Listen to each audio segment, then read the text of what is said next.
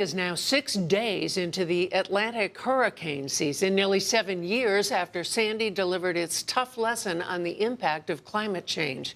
Tonight, coinciding with an encore presentation of the national PBS series Sinking Cities, we launched the four-part series we've been working on since last winter on how the state of New Jersey, its top scientists, engineers, urban planners, and its citizens are addressing the peril and promise of climate change, starting with the worst-case scenario if we do nothing.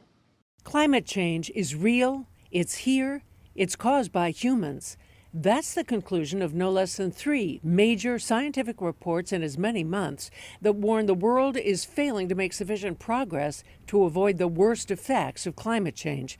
They predict if humans keep pumping carbon dioxide into the atmosphere, here's just a fraction of what could happen. Here's 0 feet, right? Yeah. Here's what seas 4 feet higher would swallow.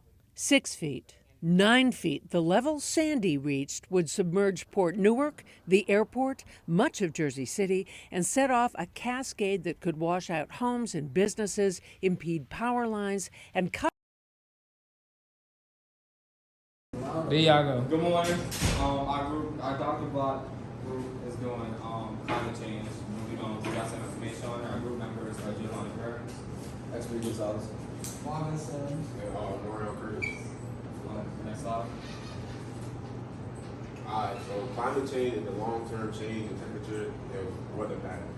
Climate change is one of the biggest problems we have right now. You feel me? So like in the summertime, I don't know, like I know that was outside shit. It was like 90 degrees, hot, all that stuff. And I know I almost had heat strokes, stuff like that. So you know, feel me?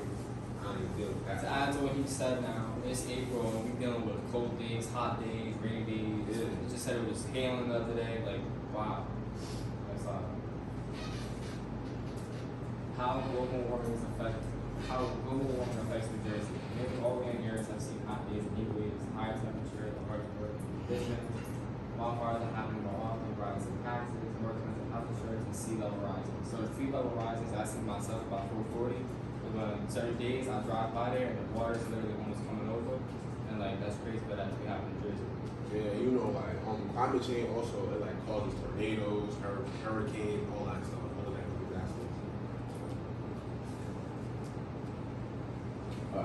Our action plans is like to teach people. First of all, we're gonna teach people like what is global warming, how it's affecting us today, what we can do to change it, and like literally teaching the others, like the kids, to teach them. We can also go to the community and like start planting trees, and like in the schools we can get like automatic is like the bathroom. You know how like, people open the key of water and then they leave it there open. Well, we try to get some automatic ones, so when you put your hands, you get water, and then when you take it out, it's all. Maybe go to the next one. This is pictures of like planting trees. What we're trying to do. And here's like the type of automatically sensitive waters that we try to get.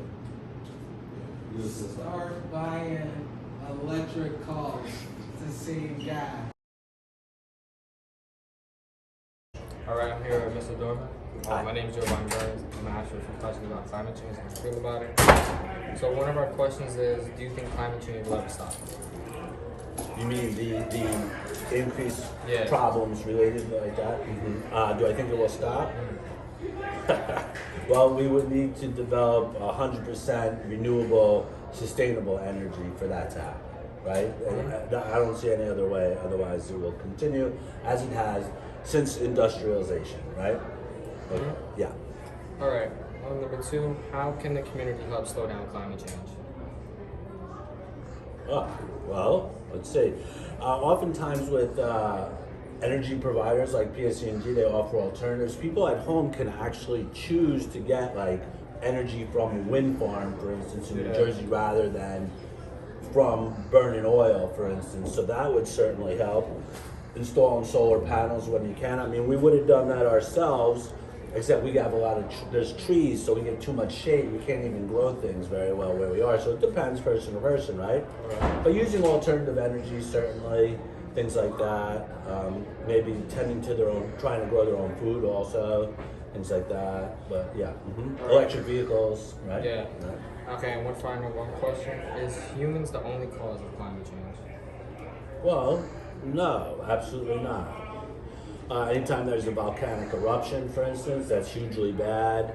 Permafrost melting in the Arctic can release tons of buried carbon from sediment and other things that have died and been buried over time. A few of those release the methane and other gases that they have stored there, and that's tremendously bad. Now, all of a sudden, they're coming up with some pretty wild ideas about how to, harvest carbon from the atmosphere, actually, and stuff like that. And certain uses for carbon as well, like graphene, right? This is an alternative to plastics, which of course is another problem. Now they're finding plastics in everybody. Anyway, so what was the question exactly? It was Is humans the only cause? No, they're not the only cause. We've always had some release of carbon into the atmosphere from natural occurrences. It's not just people, but since industrialization, we've added a lot to what the Earth itself is doing. And dire predictions for the future is really bad. I'm glad that you all are doing this project because it's hugely important and it's going to impact a lot of people. And the way we're going, we just switched back to coal again. I don't know if you all heard, but now burning coal is huge again because of the war and the oil from Russia, right?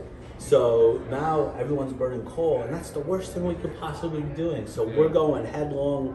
I thought when Trump was in there, it was all going to be bad. Biden doesn't want it, but it doesn't matter because they're afraid people are going to rise up and rioting in the streets if they can't, use their refrigerator or their air conditioner or things like that. So, I mean, it's a catch-22. It's bad. It's bad. It's Thank really you. bad. Appreciate your Thank time. you very much. Good luck. Stop climate change. Okay. I'm Marion Curtis, and I'm here with, Anisha Hill. and we're going to answer a few questions about climate change. The first question is, how can the community help slow down climate change? The community can help slow down climate change by cleaning up the community. If we did a community cleanup day, it'd be beneficial for us. Okay. The next question is, what are the main threats to climate change? The main threats to climate change would be, again, the pollution, the air pollution, releasing gases in the air and the oil spillage, and again, not having our community cleaned to the point where it's accessible to everybody is very detrimental. And lastly, do you think climate change is a crisis? Climate change is definitely a crisis. We can see that even now. It's spring and the weather has been on and off constantly. There's some days where it's raining. There was just a hailstorm like last week. And then the sun came out and it was so hot, and then not only that, but the fact that the US government just said that there's nothing we can really do to stop climate change is also very unsettling. But it's because of things that have been happening for a long time and nobody's actually did anything to combat it until right now, where it's, in a sense, like, a little too late. Yeah. Okay.